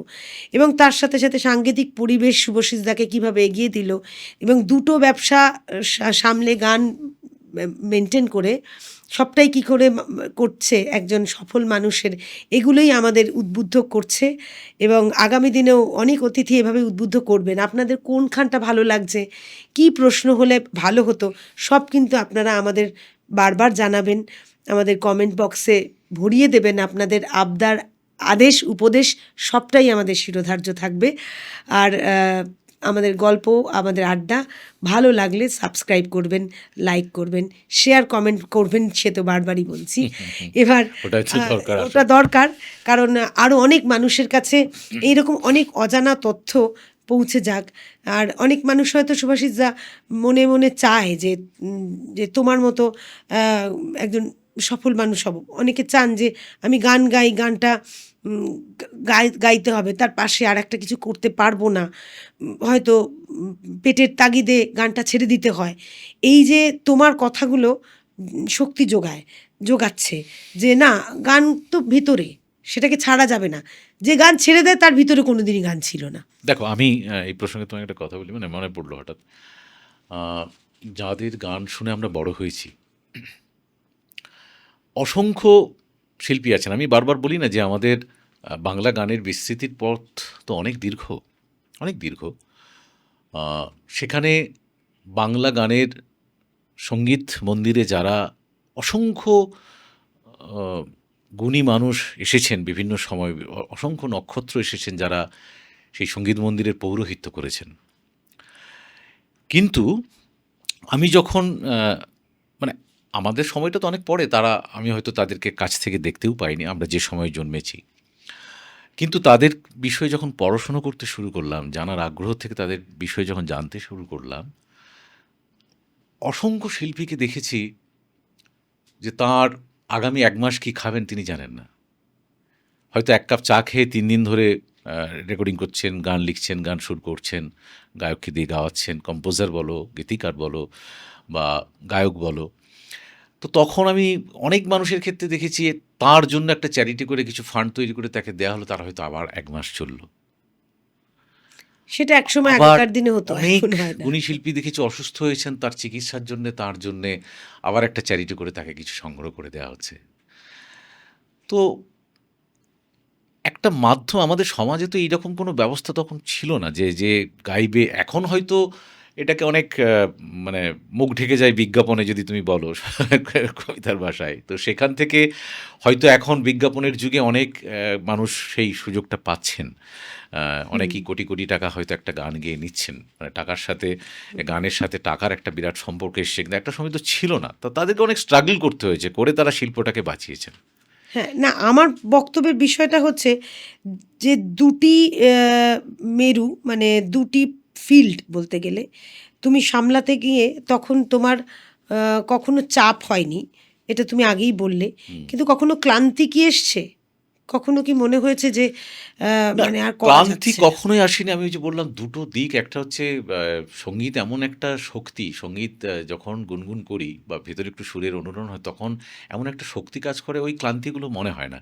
কিন্তু এটা ঠিক যে আমি যদি আ শুধুমাত্র সঙ্গীত নিয়ে থাকতে পারতাম, তাহলে হয়তো আমার গানকে চেনা জানার ক্ষেত্রে, আমার নিজের ক্ষেত্রে, আমার নিজের উৎকর্ষতা বৃদ্ধির ক্ষেত্রে বলছি, আমার মননের জায়গা থেকে বলছি, সেগুলো অনেক বেশি আ বৃদ্ধি পেত। আমার সেই সময়টা, যে সময়টা আমি ব্যবসায়িক কাজে দিচ্ছি, সেই সময়টাও যদি আবার সঙ্গীতে দিতাম। হ্যাঁ, তোমাকে আমি আগেই বলেছি সঙ্গীত একটা সমুদ্র। হ্যাঁ, তো তাকে তো জানি চিনি ধরা যাবে না। মানে এই কিছুই যেটুকু বিচরণ করা যায়, মানে সেই এন্ড সময়টা অফ আরেকটু দ্য ডে বাড়ত। তোমার মনে হয় যে হ্যাঁ। গানটা নিয়ে কিছুই করতে পারলাম না, মানে মানে আরো না, করা উচিত ছিল, আরো হ্যাঁ, থাকা উচিত দেখো ছিল। আরেকটা কথা বলি যে এই যে আমাদের বলে না যে শিল্পকলার মধ্যে শ্রেষ্ঠ কলা হচ্ছে সঙ্গীত। সেই জন্য তুমি দেখবে সমস্ত শিল্প যে কোনো কিছু সঙ্গীত হতে চায়, যদি পারে, যতটা পারে। হুম, হুম। তো সেইটা আমার একটা আক্ষেপ আছে। কিন্তু আবার সেই আক্ষেপটার থেকে আমি রাস্তাটা বেরও করেছি যে আমি হয়তো আগামী আর ৫ বছর আর ব্যবসা করব। ওই যে বললাম দাঁড় একসময় তুলে নিলে বাকি গতিটা আমার পৌঁছে যাবে। তো আমার ক্যালকুলেশন মনে হয়েছে ৪-৫ বছর আর ব্যবসা করলে বাকি জীবনে আমার অন্তত খাওয়ার সংস্থানটা হয়ে যাবে। গাড়ি বাড়ি সবই হয়ে আছে, কাজে আর কোনো চিন্তা নেই। আ এইবারে আমি পুরোপুরি আবার গানেই ডুব দেবো। বাহ! কারণ ওটাই।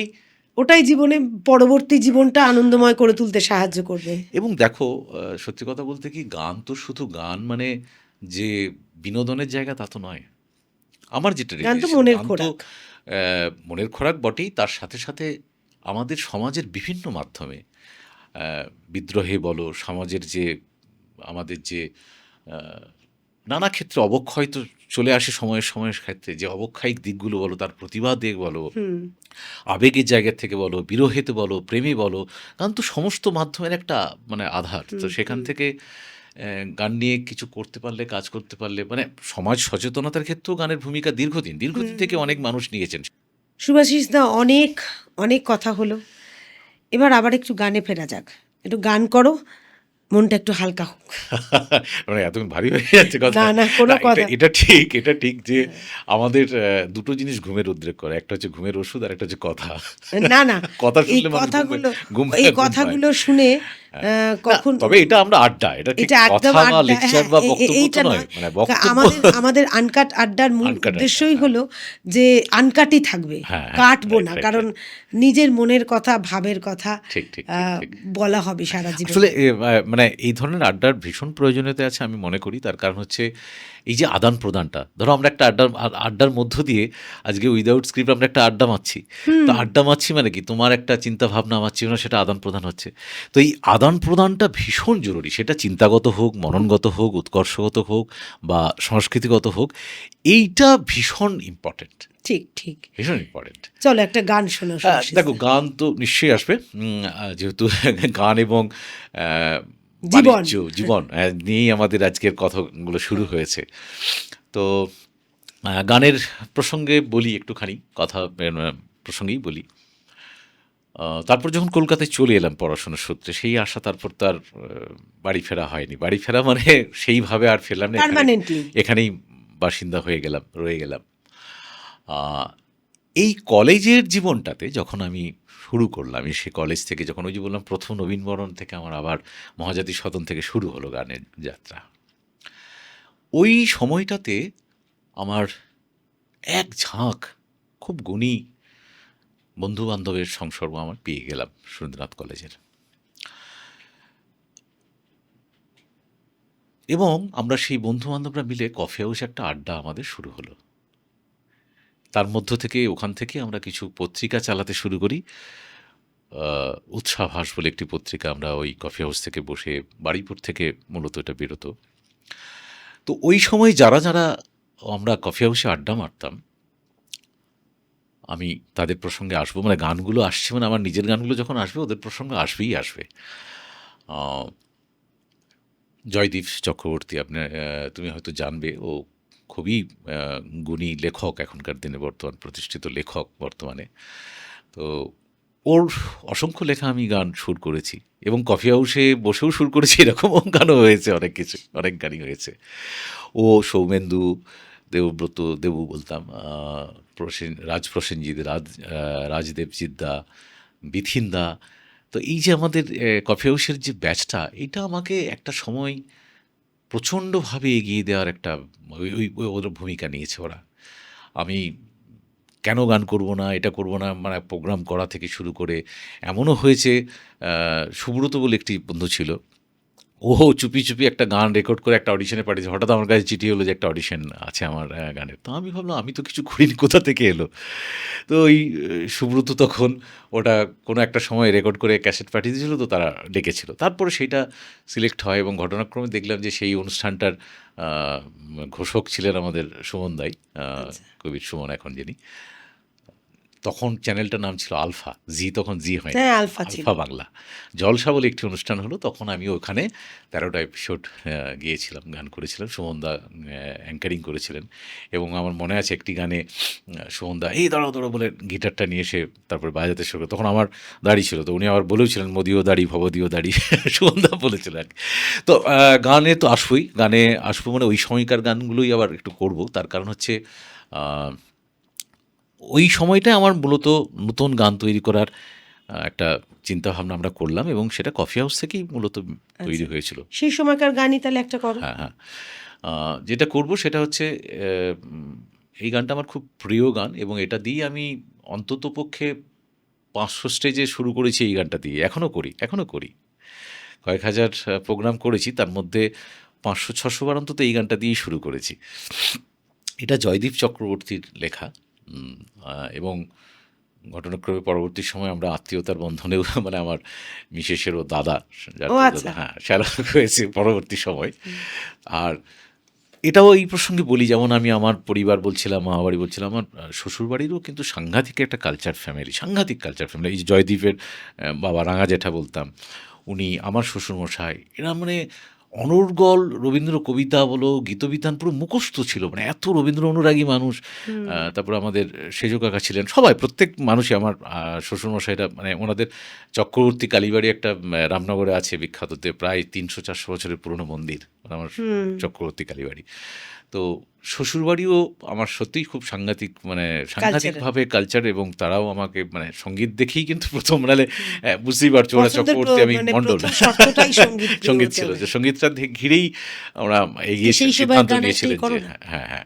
তো ওই জয়দীপেরই লেখা আমার সুরারোপিত এই গানটা অসংখ্যবার করেছি আমি, সেটা একটুখানি গাই, মানে যেহেতু এখানে তো আড্ডার গান, মানে বুঝতে পারছো খালি গলায় যেটুকু হয় আর কি।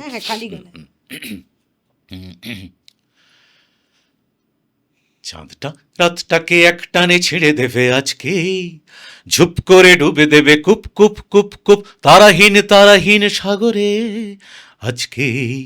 চাঁদটা রাতটাকে একটানে ছেড়ে দেবে আজকে, চাঁদটা রাতটাকে একটানে ছেড়ে দেবে আজকে, ঝুপ করে ডুবে দেবে কুপ কুপ কুপ কুপ তারাহীন তারাহীন সাগরে আজকে।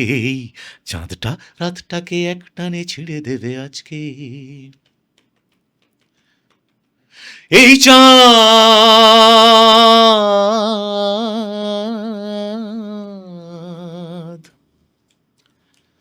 এই চাঁদ চাঁদ মামা এক্ষুনি নেমে আয় শীত শীত পুকুরে, ঘাস ফুল টুকি বলে উঁকি মারে চুপি চুপি মাটি মাটি গন্ধের ছায়া ছায়া দুকুরে। চাঁদটা চাঁদটা চাঁদটা চাঁদটা চাঁদটা চাঁদটা চাঁদটা চাঁদটা চাঁদটা রাতটাকে একটানে ছিঁড়ে দেবে আজকে, চুপ করে ডুবে দেবে কুপ কুপ কুপ কুপ তারাহীন তারাহীন সাগরে আজকে। চাঁদটা রাতটাকে একটানে ছিঁড়ে দেবে আজকে। বাহ! এটা আরো ছিল, আমি এটা তোমার আড্ডা বলে পুরোটা আমিও করলাম না। তোমার হ্যাঁ একটা ফাংশনে গিয়ে এই গানটা শুনেছি এবং ভীষণ উন্মত্ত জনতা দেখেওছি। ভালো লেগেছে খুব। আমরা একদম খালি গলায় শুনলাম তোমার কাছে। আ এবার আমি এবং একটু এটা এটা আমি শেষটা করেছিলাম, মানে যেহেতু শেষ স্তবকটা করলাম না,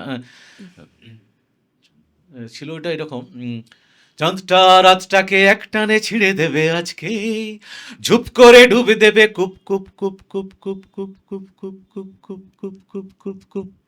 এইভাবে এই গানটা শেষ করেছিলাম আর কি। হ্যাঁ, হ্যাঁ, হ্যাঁ। এর পরের স্ট্যান্জাটাও খুব অসাধারণ জয়দীপ লিখেছে। আচ্ছা, আচ্ছা। তো এরকম ওর অনেক অনেক গান। ওর মানে অনেক গান, তোমার কিন্তু আমি একক মঞ্চ এখন আমি হয়তো একটা সময় কেন দীর্ঘদিন আমি মঞ্চকেই প্রাধান্য দিয়েছি। এখন সময়ের সাথে সাথে আমার আগামী ১ বছরে আশা করি গোটা ১৫-২০ গান তোমরা সোশ্যাল মিডিয়ায় পাবে আরকি। হ্যাঁ, অনেকগুলো একটু রেডি হয়ে দরকার। গেছে। সোশ্যাল মিডিয়ায় একটু ৪-৫ অ্যাক্টিভ টা থাকা রেডি হয়ে দরকার। গেছে এবং সেগুলো না তুমি তুমি তো বললে বুঝতে পারবে। মানে একক মঞ্চ করেছো শোভন মিউজিক অ্যারেঞ্জ শুভশ্রীদা? করেছে, শোভন গাঙ্গুলি, শোভন আচ্ছা। আ ওগুলো মিউজিক অ্যারেঞ্জ করেছে। হ্যাঁ, তো এগুলো খুব সম্প্রতি হয়তো উইদিন এ মান্থ ৪ টে গান বেরোবে, তারপর আবার ৪ টে, তারপর ৪ টে ৪ টে করে আমি নিজের গানগুলো এবং পাশাপাশি লোকাঙ্গিকের গান হ্যাঁ। কিছু থাকবে খুব আর কি। ভালো। আমরা মানে চাই যে তোমার গান সোশ্যাল মিডিয়াতেও আরো মানুষ শুনুক। এত সুন্দর গান, সেগুলো মঞ্চ তো সবসময় গিয়ে ওঠা সম্ভব হয় না মানুষের। এখন তো আরো জীবনযাত্রা অনেক বিজি হয়ে গেছে। এবার আমাকে তুমি একটু বলো যে তুমি আসলে একক যুগটা একটু মঞ্চটা। সোশ্যাল মিডিয়া এবং মোবাইলের যুগ। হ্যাঁ, মানে ওই সেইটাই যে সবই হাতের একটা মুঠোয়। মজার একটা ঘটনা ঘটেছিল, তোমাকে বলি যে মানে একটা লোক ট্রেনে যাচ্ছে আর কি। ট্রেনে যেতে যেতে আরেকজনকে পাশের লোককে বলছে যে, "এই দেখুন ফোন আমাদের কত এগিয়ে দেয়।" বলল, "কেন?" বলে, "দেখুন না, আমার ২ টো স্টপেজ আগে নামার ছিল, আমি ২ টো স্টপেজ এগিয়ে চলে এসেছি।" মানে মোবাইল দেখতে দেখতে আর কি। তো আমাদের এগিয়ে হ্যাঁ, দিচ্ছে হ্যাঁ। মোবাইল আর কি। এটা না, মজার জোকস আচ্ছা, অ্যাপার্ট। কথা প্রসঙ্গে বারবারই বলতে চেষ্টা করলাম, হলো না। দুটো কথা তো বলবোই, মাথায় এলো এক্ষুনি। সেটা হচ্ছে তোমার একক মঞ্চ যেটা মানে করেছো, এটা তো একটা সাংঘাতিক সাহসের ব্যাপার। মানে একা, একা, হ্যাঁ। একা। হ্যাঁ, হ্যাঁ। সেইটা তুমি তো মানে কলকাতার উপরে করেছো কয়েকবার। তার অভিজ্ঞতাটা একটুখানি বলো। হ্যাঁ, এটা ঠিক। আমার সৌভাগ্য হয়েছিল কলকাতার বড় ৩ টে অডিটোরিয়াম, মানে কলামন্দির, রবীন্দ্র সদন এবং মধুসূদন, ৩ টেতেই আমি একক করেছিলাম এবং ৩ টে অনুষ্ঠানেরই নাম ছিল একা শুভাশিস গাইতে এলো। একা শুভাশিস গাইতে এলো। ১ম যেটা হয়েছিল সেটা হচ্ছে চিন্তন বলে একটি গ্রুপ ছিল। ওরা তুমি জানবে চিন্তন ১ম পিট সিগারকে হ্যাঁ, হ্যাঁ, কলকাতায় হ্যাঁ। নিয়ে এসেছিল আরকি। হ্যাঁ, হ্যাঁ, হ্যাঁ। তো চিন্তন আমার এই প্রোগ্রামটি কলামন্দির একক, আমার নিজের গান এবং লোকাঙ্গিকের গান প্রায় আমি ৩ ঘন্টা ১৫ মিনিট গেয়েছিলাম সেখানে। এবং ওই সময় আ মানে আমার আরেকটা বড় প্রাপ্তি ছিল ওই সময়, সেটা হচ্ছে আ তুমি জানো মানে আমাদের বিখ্যাত অভিনেতা পরমব্রত, হুম। ওর বাবা ছিলেন সতীনাথ বাবু। সতীনাথ সতীনাথ বাবু, হ্যাঁ, চ্যাটার্জি। চ্যাপ্টেন চট্টোপাধ্যায়। উনি আমার উনি রকমারি বিভাগের প্রতিনিধিত্ব ইয়ে ছিলেন, দায়িত্বে ছিলেন। উনি আমার রিভিউ করেছিলেন কলামন্দিরটার। তো আমাকে ভীষণ স্নেহ করতেন। ওটাও একটা বিরাট প্রাপ্তি। সতীনাথ দা চলে গেছেন অনেকদিন। আ তো কলামন্দিরের একক প্রোগ্রামটা ওই তখনও আ আমার এই কফি হাউসের বন্ধুরা অসাধারণভাবে আমাকে সহযোগিতা করেছিল। প্রচুর নতুন গান আমরা করেছিলাম। তার মধ্যে মঞ্চায়ন করেছিল রাজ প্রসেনজিৎ মিত্র। অসাধারণ। ও আগেও আম আমাদের স্টেজ ডেকোরেশন। চিন্তামণি করের ছাত্র, ভীষণ স্কাল্পচার ভালো আঁকতো, অসাধারণ স্টেজ সাজিয়েছিল, অ্যাম্বিয়েন্সগুলো গানগুলোকে দিয়ে দিয়ে লিখে লিখে কোলাজ করে লাইটিং, এবং ও স্টেজ যা করেছিল অসাধারণ অসাধারণ। আচ্ছা। তো এটা ঠিক সত্যি যে উম, একক করাটা একটা বিরাট চাপের ব্যাপার বিষয় একটা, হয়, হ্যাঁ। কারণ মানুষকে অতক্ষণ ধরে ধরে রাখা, গানের মধ্যে সুরের মধ্যে কথায় গল্পে আড্ডা, এটা একটা বিষয়, আমার একটা বিরাট প্রাপ্তি। এবং কলামন্দিরে যখন আমি করেছি আরও একটা বড় প্রাপ্তি ছিল, তার কারণ হচ্ছে আমি খুব ক্লাসিক্যাল গান শুনতে ভালোবাসি, নিজে মানে করি না, সেমি ক্লাসিক্যাল করেছি, কিন্তু অত বিলম্বিত খেয়াল বা কিছু তো করার সৌভাগ্য হয়নি, বা সে সাহসও দেখাতে পারি না। কিন্তু আমি বিলায়েত খাঁ সাহেবকে অন্তত পক্ষে ৩৬ বার শুনেছি। আহ, রবিশঙ্কর বাবুকে আমি পাইনি, দেখতে পাইনি, আমার সৌভাগ্য হয়নি। কিন্তু বাকি সবই তারা যত এসছেন আমাদের সময় করে, উল্লাস কাশেলকর, এটি কানন, সবাই সবার প্রচুর অসংখ্য প্রোগ্রাম দেখেছি। এবং এখানে আমাকে প্রথম এই হিন্দুস্তানি শাস্ত্রীয় সঙ্গীতগুলো শুনতে ইন্সপায়ার করেছিলেন এবং সঙ্গে নিয়ে যেতেন আমাদের দত্তদা, বিষ্ণুপদ দত্ত বলে সোনারপুরে একজন মানুষ আছেন, অত্যন্ত স্নেহ করতেন। আমার কলামন্দির এককের সময় উনি ভূমিকা নিয়েছিলেন একটা বড়। তো আহ, আমার ওই কলামন্দিরে যখন মঞ্চ করছি, একটাই মনে হচ্ছে এখানে বিলায়েত খাঁ সাহেব বাজিয়ে গেছেন। আর তোমার অবগত হওয়ার জন্য বলি, আমি জীবনে একটি মানুষকেই, মানে মুসলিম সম্প্রদায়ের একজন মানুষকেই মাটি দিয়েছি, আমার সৌভাগ্য হয়েছে, সেটি বিলায়েত খাঁ সাহেব। আচ্ছা। তাকে আমি গোবরার ডাঙায় মাটি দিয়েছিলাম যেদিন মারা গেলেন। আমি পরের দিন সেই দিন সানি টাওয়ারে ওনার শেষ ইচ্ছে ছিল যে ওনার বাবার পাশে, যেহেতু ওনার বিলায়েত খাঁ সাহেবের বাবাকে গোবরার ইয়েতে কবর দেওয়া হয়েছিল, মাটি দেওয়া হয়েছিল। তো খাঁ সাহেবকে আমি মাটি দিয়েছিলাম, তার কারণ হচ্ছে প্রত্যেক প্রোগ্রামের আগে আমি খাঁ সাহেবের পায়ে হাত দিয়ে নমস্কার করতো, তো উনি আমাকে মাথায় হাত বোলাতেন, যাও বেটা আবি শুরু হোগা, এইসব বলতেন। তো সেই মঞ্চে আমি একটি গান ওই খাঁ সাহেবের জন্য উদ্দেশ্য, যখন তখন উনি চলে গেলেন, তার উদ্দেশ্যেও গেয়েওছিলাম, শুধু যাওয়া শুধু আসা শুধু স্রোতে ভাষা। তো এটা একটা বিরাট অভিজ্ঞতা সত্যি। আবার ঘটনাক্রমে তোমাকে আরেকটা বলি, আবার মানে দীর্ঘদিন পরে আমি আবার একটি একক গান করছি, সেটিও আমার প্রাণের শহর, মানে ওই যে বললাম না যে এই শহর জানে আমার প্রথম সব কিছু, গর্বে তাই। হ্যাঁ, পালাতে চাই যত সে আসে আমার পিছু পিছু। তো গড়বেতাকে তো মানে ও ডাকবেই আর কি, হ্যাঁ, গড়বেতা, কারণ আমার সব কিছু প্রথম, তো প্রথম মা বলে ডাকা গড়বেতা, প্রথম বাবা বলে ডাকে গড়বেতা, প্রথম হাঁটতে শেখা গড়বেতা, প্রথম যা কিছু খেলাধুলো, প্রথম সাংস্কৃতিক পরিমণ্ডল, প্রথম কারোর সঙ্গে বন্ধুতা ভালো করে প্রগাঢ় হওয়া, সব কিছুই আর কি প্রথম। তো সেইখানকার আমার যে ক্লাব কণ্ঠস্বর, তাদের 50 বছর পূর্তি হচ্ছে, সেখানে তোমার একক হবে। সেখানে একদিন ওই আবারও নাম দেবো, একা সুভাষিস গাইতে এলো, 16ই মার্চ আগামী। আচ্ছা। আমি একক আবার ওইটা একটি অনুষ্ঠান করবো আর কি। অনুষ্ঠানের জন্য তোমাকে অনেক শুভকামনা জানাচ্ছি। ধন্যবাদ, ধন্যবাদ। এবার আর একটা দিক তোমার আছে, সেটা বলতে মাথায় রেখে দিয়েছিলাম। তুমি তো মিরাক্কেলে কয়েকটা দিন শো করেছো না? তোমার এই একটা দিকও তো জানার ব্যাপার আছে। তুমি একটা দেখলে শো করেছিলাম, মানে 2006 সালে সেটা, হ্যাঁ, মীরের সাথে মীরের তখন সাথে, একটা ভালো হ্যাঁ, ইয়ে ছিল। আমরাও মীরের সাথে কাজ করেছি, জিতে, বড্ড হ্যাঁ, ভালো তখন আমি মানুষও তাই। অনেকগুলো চ্যানেলে কাজ করছিলাম, দূরদর্শন, আকাশ, বিভিন্ন জায়গায় তখন গানের কাজগুলো করেওছি। দূরদর্শনেও আমার একটা বৈঠকি গানের অনেকগুলো অনুষ্ঠান সম্প্রচারিত হয়েছিল তখন। মানে তো মিরাক্কেলে যাওয়াটা হঠাৎ কেন? মানে এমনি মজা করতে করতে চলে গেলে?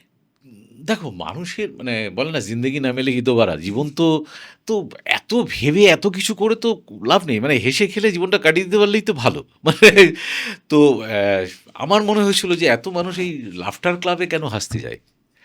তো আমার হাসির অনুষ্ঠানটা বেশ মজা লেগেছিল মিরাক্কেল যখন প্রথম হয়। আমরা ছিলাম আক্কেল চ্যালেঞ্জার টুতে গিয়েছিলাম, আচ্ছা। যেটা অতনু বর্মন, যেটা আমাদের খুব সফলতার সঙ্গে করেছিল অতনুদা। তুমি কটা শো এবং করেছো? এখানকার অনেক মানুষকে অনেকগুলো শো করেছিলাম, অনেক শো করেছিলাম, মানে মিরাক্কেলও আমাকে অনেকটা, মানে এমনও হয়েছে আমি দার্জিলিং গেছি, দার্জিলিং মেলে সবাই ধরে, এই মিরাক্কেলে দেখেছেন না দাদা, দুটো বলুন, জোকস বলুন, মানে এরকম আর কি। তা বলো না একটা শুনি। দেখো, জোকস বলো বলে বলা হয় না, মানে নিশ্চয়ই, জোকসটা সেটাই, হ্যাঁ। সবসময় এসে যায় হ্যাঁ। আস্তে আস্তে, মানে অনেক সময় হয়ে যায়। আহ, সে ঠিক আছে, সেটা আড্ডা দিতে দিতে একটা কথা একটা চলে, বললেও অবশ্য সেই মোবাইল দেখতে দেখতে যে ট্রেন মিস এগিয়ে করে, থাকে, এগিয়ে থাকে। স্টেশন মিস করে গেছে, সেটাই মানে না, একটা আমার তুমি বললে বলে আমার মনে পড়ছে, আমি একটা বলেছিলাম একটা পার্টে, সেটা ঠিক মজার বা জোকস বলবো না, এটা একটা স্যাটায়ার বলতে পারো, এটার মধ্যে একটা বার্তাও ছিল এবং এটাকে খুব অ্যাপ্রিসিয়েট করেছিল মিরাক্কেলে, সেটা একটা অন্যতম সফল জোকস হিসেবে সেটা পেয়েছিল। এটা হচ্ছে যে ওই একজন ভিক্ষুক ভিক্ষে করতে করতে মন্দিরে গেছে। তো মন্দিরে গিয়ে আহ, সমস্ত দর্শনার্থীদের বলছে, বাবু দুদিন ধরে কিছু খাইনি, আমাকে কিছু খেতে দেবে, আমি খুব ক্ষুধার্ত। তো মন্দিরের ঘটনাক্রমে সমস্ত মানুষ কেউ ওকে কিছু দিল না। তো ও তখন বিফল মনোচিত্রে আর একটা জায়গায় মসজিদে গেল। তো মসজিদে গিয়ে বলল, আল্লাহ পে না পে কুছ দে দে বাবু, দুদিন সে ভাই ভুকা হো কুছ খায় নেই। তো মসজিদেও ওকে কেউ দিল না। আমি খুব সংক্ষেপে করে বলছি, কারণ ওর মঞ্চে তো আমরা একটু হুম, হুম, হুম। অন্যরকমভাবে তখন করেছিলাম। হ্যাঁ। তো মসজিদেও একইভাবে ও রিজেক্ট হলো, কেউ দিল না। তখন ও গির্জায় গেল। তো গির্জাতে গিয়েও যত মানুষ এসছে তাদেরকে বলল যে আহ, গডের নামে আমাকে কিছু দিন, আমি দুদিন থেকে কিছু খাইনি। তো সেখানেও তাকে কেউ কিছু দিল না। তো আমাদের সবচেয়ে যে আমরা পবিত্র জায়গাগুলো বলি আর কি, মন্দির, মসজিদ, গির্জা, সেখানের মানুষরা আহ, তাদের সমস্ত কিছু সঁপে দিচ্ছে ঈশ্বরের প্রতি, আল্লাহর প্রতি, গডের প্রতি। তো সেই মানুষগুলো তাকে কেউ দিল না, সহযোগিতা করলো না। তো সে বিষণ্ণ বদনে মনের দুঃখে রাস্তা দিয়ে যাচ্ছে, হেঁটে হেঁটে যাচ্ছে। ওটাই ভাবছি যে আমার জন্য কেউ নেই, আমাকে 2 টাকা দেয়, একটু খেতে পাই। তো হঠাৎ উল্টো দিক থেকে একটি মাতাল, সে একটা বগলে বোতল নিয়ে গানা গুনগুন করে গাইতে গাইতে আসছে আর কি। তো ভিক্ষুকের কি মনে হলো, ওই মাতালের কাছে গিয়ে বলল, বাবু দুদিন থেকে কিছু খাইনি, আমাকে যদি কিছু দেন, সহযোগিতা করুন। মাতাল বলল, কে রে? আমার জমানায় কে না খেয়ে আছে, এনে 100 টাকা। বলে তাকে 100 টাকা দিয়ে দিল। তো ভিক্ষুক খুব অবাক হয়ে গেল। আমি মন্দির, মসজিদ, গির্জা সমস্ত জায়গা ঘুরে এলাম, এই একজন তথাকথিত মাতাল আমাকে দিচ্ছে। তো সে তখন অবাক হয়ে আকাশের দিকে তাকিয়ে বলল যে, ভগবান তুমি থাকো কোথায় আর ঠিকানা দাও কোথায়? এটা কি, এই স্যাটারটার মধ্যে কি একটা পলিটিক্যাল গন্ধ পাচ্ছি? আমাদের যেটা চলছে সেটা হচ্ছে, অমাবস্যা রাতে আমরা চাঁদের সন্ধান করতে গেলে তো কিছু হবে না, পলিটিক্স আর কি বলবো এখন। অমাবস্যা রাতে আমরা চাঁদের সন্ধান করতে যাচ্ছি, মানুষটা তো থাকতে হবে। আমরা লেন্ডেড হার্ট নিয়ে ঘুরে বেড়াচ্ছি, রক্ত মাংসের হৃদয়টা কোথায়? রক্ত মাংসের হৃদয় সম্পন্ন মানুষগুলো কোথায়? সব তো দস্তার হৃদয়। তার ফলে যেটা না, এই হয়ে, কথা বলছো কেন? মানে তোমার ব্যক্তিগত অভিজ্ঞতা কি? ব্যক্তিগত অভিজ্ঞতা মানে এই যে দেখো, যেমন ধরো, সবচেয়ে বড় কথা, মানুষকে তো ব্যক্তিমনের প্রসারতা সম্পন্ন মানুষটা তো হতে হবে যারা রাজনীতিতে আসবেন। নেই তা বলবো না, অসংখ্য মানুষ এসছেন, আছেন। কিন্তু তাদের যদি উদ্দেশ্যটাই হয় ওই মানে, আমার বাবা সিপিআই করতেন দীর্ঘদিন, আমার বলতে কোনো দ্বিধা নেই। দীর্ঘদিন রাজনীতি করেছেন। আমাদের বাড়ির ইয়েতে গীতা মুখার্জি, ইন্দ্রজিৎ গুপ্ত সব যাতায়াত ছিল, আমি দেখেছি, প্রবোধ পান্ডা।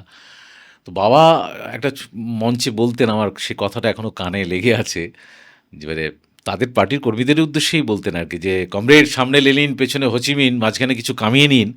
এই যদি আপনাদের চিন্তা ভাবনা থাকে তাহলে পার্টিটা করবেন না, আসবেন না। তো এই আদর্শগুলো কোথায়? আরও একটা কথা বলি, আমার বাবা আমাকে আরেকবার ছোটোবেলায় একবার একটা কথা প্রসঙ্গে হঠাৎ বলেছিলেন যে, তুমি কি জানো যে বাবার চেয়ে ছেলের বয়স বেশি হয়? তো আমি তখন খুব ছোটো, তাই আমি চিন্তায় পড়ে গেলাম যে সবারই তো বাবা দেখি বড়। তো বাবা হঠাৎ বলছে বাবার চেয়ে ছেলের বয়স বেশি হয়, কী করে হয়? তো তারপরে বাবা বললেন যে, তুমি বড় হলে বুঝবে, অ্যাকচুয়ালি মানুষের বয়সটা তখন থেকে কাউন্ট করা উচিত যখন আহ, মানুষের মধ্যে চেতনা জাগ্রত হয়, তার মধ্যে যখন চৈতন্যবোধের উন্মেষ ঘটে। তো সত্যি এখন আমি রিয়েলাইজ করি যে আমাদের বাবার চেয়ে ছেলের বয়স বেশি হওয়া সম্পন্ন ছেলে যত বাড়বে, তত আমাদের সমাজ রাষ্ট্র উপকৃত হবে। চেতনা জাগুক, চৈতন্য উন্মেষ হোক, এইটা খুব ইম্পর্টেন্ট। তো মানে এখানে তোমাদের এই আনকাট আড্ডাতে আমি এই মঞ্চটা শেষ করি, এটা কথা দিয়েই বলি, সব মঞ্চে যখন প্রোগ্রাম করি আর কি, এটা আমার খুব প্রিয় শব্দ, সেটাই বলবো আর কি। কারণ আমি এমনি বেসিক্যালি আমি খুব অপটিমিস্টিক মানুষ, সাংঘাতিক, আমি কখনো নিরাশ হই না। আমাদের সত্যি মানে শেষের কতগুলো কথা মনকে ভীষণ নাড়িয়ে দিল, এবং সবসময় আশা আশা নিয়েই আমরা বেঁচে থাকি। সবসময় ভালো চিন্তা আমাদের সবসময় থাকুক, তা না হলে এগোনো খুব মুশকিল। সবসময় এটা হবে না, এটা করলে সেটা হবে, সুতরাং যাওয়ার দরকার নেই। আশা ছাড়লে চলবে না, হাল ছাড়লে চলবে না। সুতরাং হাল ছেড়ো না বন্ধু, বরং কণ্ঠ কণ্ঠ ছাড়ো জোরে। ছাড়ো জোরে। দেখা হবে তোমার আমার অন্য গানের পরে। একদম। সুতরাং আমরা হাল ছাড়বো না, আমরা এগিয়ে চলবো আর পজিটিভ থাকবো। কিন্তু এত তাড়াতাড়ি সত্যি হাল ছাড়ছি না। একটা গান দিয়ে মানে শুরু হয়েছিল, গান দিয়ে শেষ করব। সুভাষিস দার আরেকটা গান দিয়ে আমাদের অনুষ্ঠান শেষ করব। শেষের দিকে, হ্যাঁ হ্যাঁ। বেশ। আহ, এই গানটা খুব তাড়াতাড়ি বেরোবে। আমি করছি। মানে চাঁদটাও থাকবে তার মধ্যে। আড়ি বলে একটা গান থাকবে। অনেকগুলো গান আমি এখন নতুনভাবে রেকর্ড হয়ে গেছে ওগুলো। ওগুলো খুব সম্প্রতি আসবে। তো এই হুম। গানটা রেকর্ড হয়েছে। এটা গাই। এটা আমার নিজেরই গান।